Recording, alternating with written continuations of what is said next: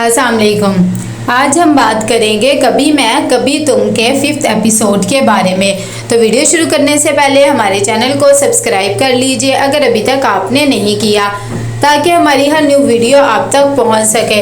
यहाँ पर जैसे ही शर्जीना शादी होकर मुस्तफ़ा के घर आती है और वो ये सब बातें सुनती है तो वो बहुत ज़्यादा रो रही होती है। दूसरी तरफ मुस्तफ़ा को भी समझ नहीं आ रहा होता कि वो किस तरह रिएक्ट करे और आगे क्या करना है। कि वो कमरे में जाता है और वॉशरूम में दरवाज़ा खटकाता है। इतनी देर में शर्जीना वॉशरूम से बाहर आती तो कहता है कि क्या कर रही थी। इतनी देर में तो इंसान 10 दफ़ा होकर आ जाता है। वो उससे माजरत करती है और खुद अंदर कमरे में चली जाती है। दूसरी तरफ अदील यहाँ पर कहता है कि आगे क्या करना है। रुबाब कहती है कि मैं बहुत ज़्यादा खुश हूँ कि मेरी तुम्हारे साथ शादी होगी, तुम्हें बिल्कुल भी फिक्र करने की ज़रूरत नहीं है।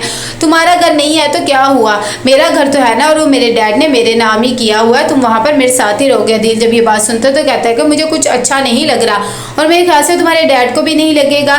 लेकिन रुबाब उसे समझाती है और कहती है कि ऐसा कुछ भी नहीं है। मुस्तफ़ा बहुत ज़्यादा परेशान होता है और शर्जीना से कहता है कि अब आगे क्या करना है। मैंने आपकी बातों में आकर शादी तो कर लिया लेकिन अब समझ नहीं आ रहा। शर्जीना को भी कुछ समझ नहीं आ रहा होता और वो उसे कहती है कि पानी मिलेगा, मुझे बहुत ज़्यादा प्यास लग रही है। बात सुनकर वह हैरान सा हो जाता है और पानी लेने चला जाता है। कि इतनी देर में इफ्तिखार अहमद कहते हैं कि तुमने ये सब कुछ क्या किया है शगुफ्ता, मुझे तो तुम्हारी समझ नहीं आ रही है। तुम्हारे बेटे ने जितनी हमारी नाक कटवा कर रखी है ना वो मुझे ही पता है। शगुफ्ता बेगम कहती है ठीक है, लेकिन आपने भी तो उसे घर से निकाल दिया, एक माँ पर क्या गुजरी होगी, आपने कौन सा इस बारे में सोच लिया है।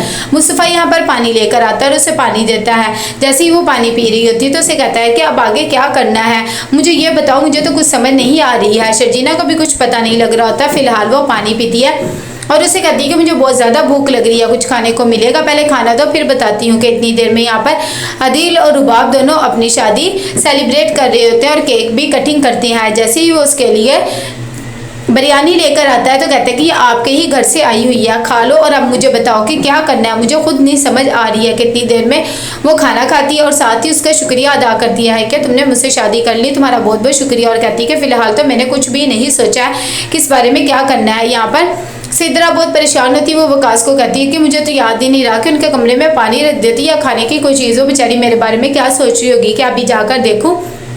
वकास उसे मना कर देता है और कहता है कि अभी जाना मुनासिब नहीं होगा, ऐसे करो अब सुबह ही करना जो भी करना होगा और सुबह ही खाना वगैरह भी पूछ लेना। कि इतनी देर में शर्जीना कहती है कि अभी हम सोचेंगे, लेकिन आपने मुझसे शादी कर ली, मेरे लिए यही बहुत है, और वो भी खामोश हो जाता है। दूसरी तरफ यहाँ पर सलमा आती है और कहती है मुर्तज़ा अब सारी रात नहीं सोए हैं, इतना भी क्यों सोच रहे हैं, आपने अपनी बेटी की शादी कर दी है, इंशाल्लाह सब बेहतर ही होगा। वो बहुत ज़्यादा परेशान होता है और कहता है कि इतने लाड प्यार से हमने अपनी बेटियों को पाला था, मैंने सोचा भी नहीं था कि मैं उसके साथ ये सब कुछ और वो पता नहीं किस हाल में होगी। दूसरी तरफ सुबह सुबह शर्जीना जब उठती है तो वो देखती है कि कोई भी वहाँ पर नहीं होता। वो खुद ही अपने ड्रेस वगैरह देखने जा रही होती है। अदील भी यहाँ पर सुबह सुबह उठ जाता है। वो रुबाब को उठाता है और कहता है कि मेरे ख्याल से हमें ऑफिस जाना चाहिए, लोग हमारे बारे में बहुत सी बातें कर रहे होंगे, इससे पहले हमें ये सारी अनाउंसमेंट कर देनी चाहिए और तुम्हें सबको बता देना चाहिए। रुबाब कहती है कि मैं तो सोच रही थी कि शायद हम आज कहीं घूमने फिरने जाएंगे, कुछ प्लान करेंगे, लेकिन चलो जैसे तुम कहते हो हम वैसे ही कर लेते हैं। अदील कहता है कि फ़िलहाल ये काम करना ज़रूरी है क्योंकि ऐसे लोगों की बातें और ज़्यादा बढ़ती जाएंगी। रुबाब कहती है कि ठीक है मैं यही करूँगी। दूसरी तरफ शर्जीना यहाँ पर खड़ी होती है कि सिद्रा उसके पास आती है और कहती है कि नीचे तुम्हारी खाला और बहन आ गई हैं, ऐसे करो तुम जल्दी से चेंज कर लो, वो नाश्ता लेकर आई हैं, फिर मैं उन्हें भी बुला लेती हूँ और मुस्तफ़ा को भी उठा देती हूँ, तुम बस जल्दी से चेंज कर लो। और रात के लिए भी उससे माजरत करती है। कितनी देर में वो कमरे में आती है और आकर मुस्तफ़ा को उठाती है और कहती है कि नीचे तुम्हारे ससुराल वाले आए हुए हैं, जल्दी से उठकर नीचे आओ। लेकिन मुस्तफ़ा सोया हुआ होता है और कहता है कि मुझे ना उठाओ, मैं सोया हुआ हूँ, जो करना है खुद ही कर लो। ये बात सुनकर वो भी खामोशी हो जाती है। दूसरी तरफ यहाँ पर शर्जीना तैयार होकर नीचे जाती है और वो सबको यही जाहिर करती है कि वो बहुत ज़्यादा खुश है। उसकी खाला और बहन उसे देखकर खुशी हो जाती है, लेकिन बुशरा बेगम बिल्कुल भी खुश नहीं होती है और वो बहुत ठंडा सा रिएक्शन देती है सबको, किसी को कुछ पता भी नहीं लगने देती। कि इतनी देर में सिद्रा सारी बात संभाल लेती है और कहती है कि आप लोगों ने इतने तकल्लुफ़ करने की क्या ज़रूरत थी, और साथ ही कहती है कि आपको परेशान होने की ज़रूरत नहीं है। यहाँ पर शर्जीना अपने घर पहुँचती है तो उसकी अम्मी उसे देखकर बहुत ज़्यादा खुश हो जाती है। दूसरी तरफ मुस्तफ़ा भी उठता है और आकर सिद्रा से कहता है कि खाना लगा दो। कहती है कि तुम्हारे ससुराल वाले आए तो तुम मिले भी नहीं। वो कहता है कि अच्छा ठीक है, बाद में इस बारे में सोचूंगा। इतनी देर में मुर्तज़ा जब अपनी बेटी को देखता है तो वो बहुत ज़्यादा खुश हो जाता है। उसे यकीन ही नहीं आती कि उसकी बेटी इतनी ज़्यादा खुश है। शर्जीना भी अपने बाप को इसी तरह जाहिर करवाती है कि वो बहुत ज़्यादा खुश है और उसे बिल्कुल भी कोई परेशानी, लेकिन फिर भी उसके बाबा उदास हो जाते हैं और उसे कहते हैं कि मुझे माफ़ कर दो, जो हक था मैं वो अदा नहीं कर सका, मैं तो तुम्हारी अच्छे तरीके से शादी भी नहीं कर सका, ना ही तुम्हारी पसंद के लड़के के साथ बस क्या करो, तुमने हमारी इज्जत की खातिर ये सब कुछ कर लिया। लेकिन शर्जीना कहती है कि बाबा आपको ये सब कुछ सोचने की ज़रूरत नहीं है, मैंने ये फैसला बहुत सोच समझ कर लिया था और मैं बहुत ज़्यादा खुश हूँ कि इतनी देर में यहाँ पर ऑफिस में अदील जब पहुँचता है तो रुबाब सारे स्टाफ को कहती है कि रूम में आ जाओ। तभी वो कहते हैं कि अच्छा ठीक है।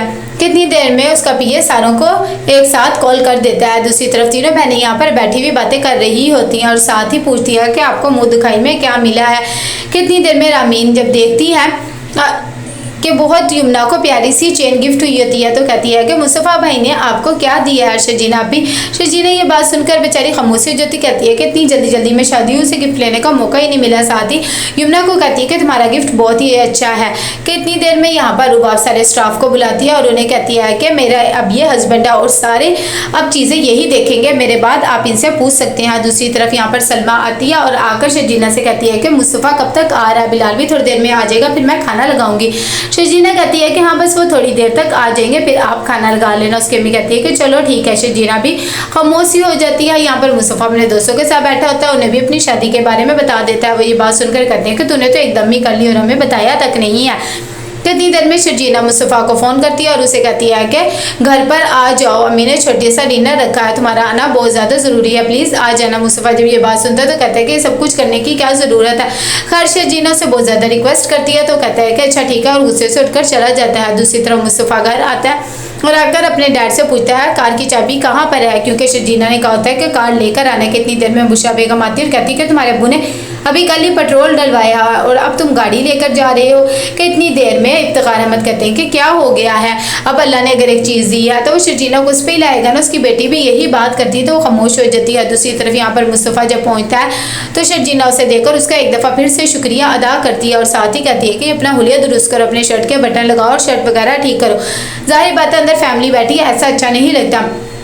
मुस्तफ़ा ना चाहते हुए भी वो सब कुछ करता है जो शर्जीना उससे कहती है और वो खामोशी से अंदर चला जाता है और सबके साथ बैठकर डिनर करने लग जाता है। सलमा उसकी बहुत आवभगत करती है और उसे कहती है कि अच्छे से खाओ, तुम तो कुछ खा ही नहीं।